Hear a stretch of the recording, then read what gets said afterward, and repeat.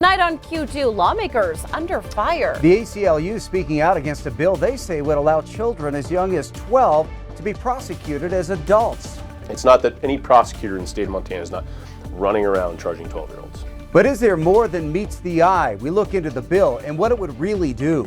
And a Magic City promise. Nothing's going to change. A popular Billings restaurant is for sale, but that doesn't necessarily mean changes are ahead. The MTN News starts right now. From Montana's news leader, this is the MTN 530 News. Good evening, everyone, and thanks for starting your week with us. I'm Russ Riesinger. And I'm Andrea. Lutz. The only Democrat occupying a statewide office in Montana may have an even tighter path to re-election in 2024. That's because Republican lawmakers are hoping to create a jungle election for the U.S. Senate next year, and next year only, meaning every candidate, regardless of party, runs in the same primary. And it's already on its way to becoming reality after passing an initial vote in the Senate this morning. Charlie Kleps looks into the proposal and the impacts it could have. This would have a huge impact on Montana, essentially weeding out any third-party candidates who could potentially steal votes from Democratic or Republican frontrunners. Some believe the legislation is aimed specifically at Senator Jon Tester, making it much more difficult for him to win re-election. It's not an experiment. It's a purposeful infringement of the electoral process. The electoral process in Montana could be changing soon, not forever, but for one election only. And many in the state, like independent Gary Buchanan, are furious. And every Montana voter should be offended by one extreme part of the party trying to rig our elections. The bill would change Montana's primary rules in 2024 to a jungle election, meaning that all candidates for the U.S. Senate would run in the same primary election, regardless of party, with the top two vote-getters advancing to the general election, which means third-party candidates would most likely be kept off the ballot. I think this is an attempt to disenfranchise anyone that wanted to be part of the Libertarian Party. And I think that's a big, big mistake. Many Democrats are also calling the bill a partisan power grab because it targets just one election and one race. One that's expected to be one of the most watched in Montana history. The incumbent, Democrat Jon Tester, is considered one of the most vulnerable Senate Democrats in the country. A spokesperson for Senator Tester tells MTN, quote, "At a time when inflation and high costs are hurting Montana families, out-of-touch politicians in Helena are showing that they care more about power than addressing the real issues facing the state." But bill sponsor Republican Greg Hurt says that is not the case. I'm not attacking Senator Tester. I just want to make sure that the individual who's the winning candidate gets the majority vote. Hurt says the goal of the bill is to ensure that the winner of the election receives more than 50% of the votes. When you have less than a majority, sometimes people question the election and whether this individual actually has the full support of Montanans behind him. A big change with big ramifications, sparking a political debate long before Election Day. In Billings, Charlie Kleps, MTN News. The ACLU of Montana is taking aim at legislation in Helena to make it easier to prosecute kids as young as 12 years old as adults.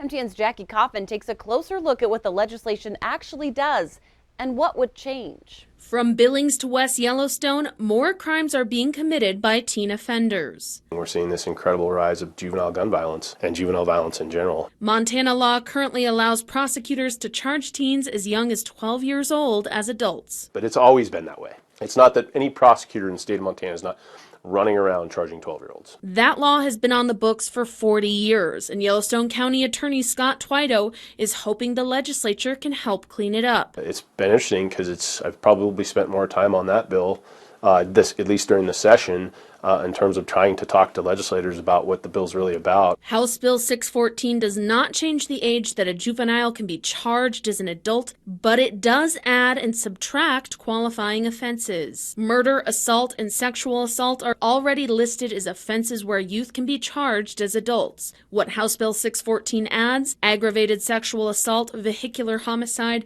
sexual servitude, and ritual abuse of a minor. But it does take away burglary and criminal possession of dangerous drugs. We see House Bill 614 for what it is, and it is to chip away at the integrity of the Montana Youth Court Act, and it raises some sincere due process concerns in regards to the federal Montana Constitution. The bill has a vocal opponent in the American Civil Liberties Union.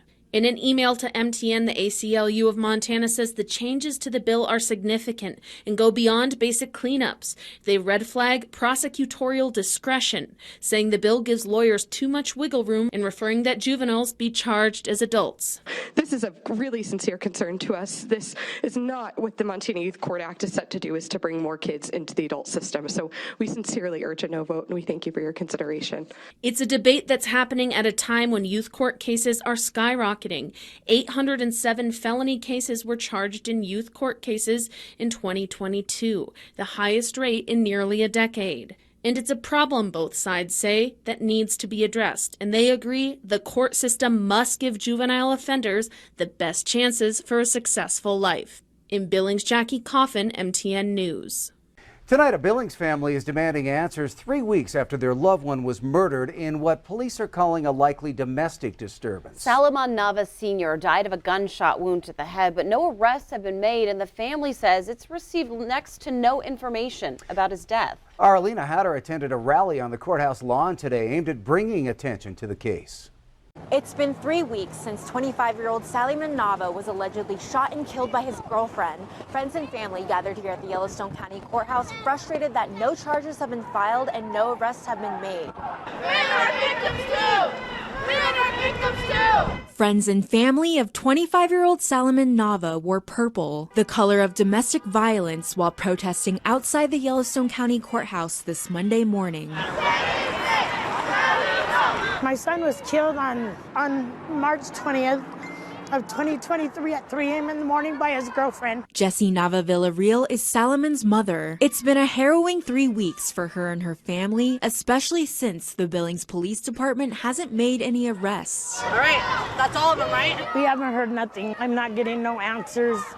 Nobody's been incarcerated. Billings police say that's because the case is under investigation. MTN also reached out to a department spokesperson Monday and were told no details could be released. Jessie believes her son's case is being pushed to the side, partially because his last name is Nava. Several Navas have been arrested over the years in Billings, and Salomon Nava himself was arrested just last year and charged with assault and criminal endangerment for allegedly firing several shots during a drive-by shooting. My son is not only a victim of domestic violence, but he is being victimized by society and the Billings Police Department because of his last name. How do I sleep not knowing that his last name is preventing a murder charge? The family is hoping to raise awareness not only about Salomon's case, we need justice, but about domestic violence against men. I believe that had he just got out of the relationship, he'd probably still be here with us. Most men are like, they'll take whatever they're getting because they don't want to feel weak or show weakness or anything like that. Sal leaves behind 2 young kids and a family that's still picking up the pieces of his death. We're not going to get the justice we need, so I'm going to stay out here and I will come every day and every week until they arrest my son's killer. In Billings, Alina Howder, MTN News. It has now been nearly 8 months since a fatal shooting in downtown Billings that police say stemmed from a road rage incident. The shooting that left 29-year-old Michael Duran dead happened right next to the YMCA, and it was all caught on Q2's security cameras. No arrests have been made, and the name of the person who fired the shots has never been released. County Attorney Scott Twito told Q2 way back in August that investigators had to rule out the possibility that the shooter fired in self-defense. 6 months later, Duran's family is still waiting for answers in the case.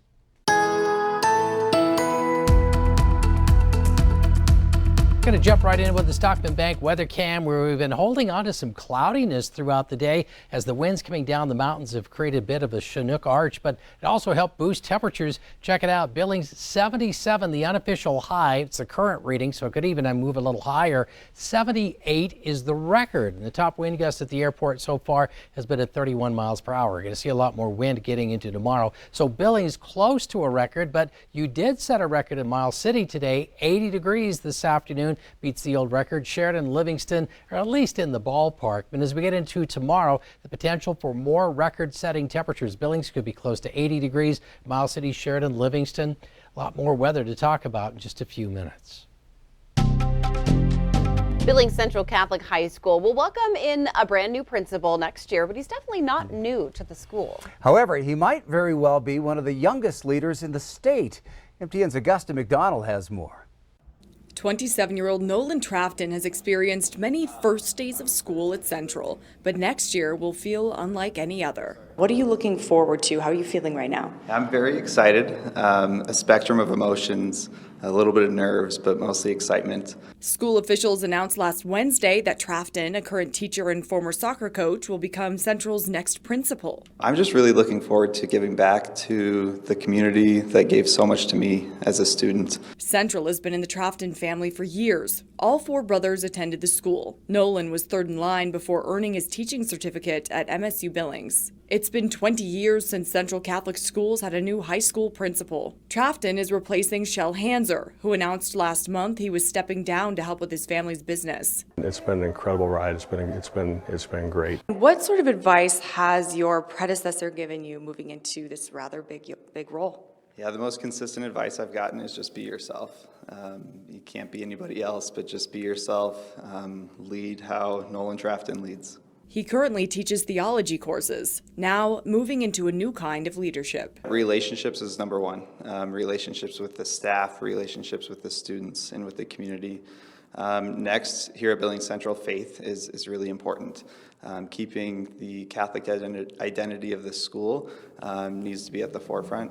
And then finally, community, making sure that our door is open. In Billings, Augusta McDonald for MTN News. Well, still to come on the MTN 530 News here on Q2. King's Hat, the popular Billings burger dive, is up for sale, sparking fears that restaurant is closing for good. That's not necessarily the case. We'll explain.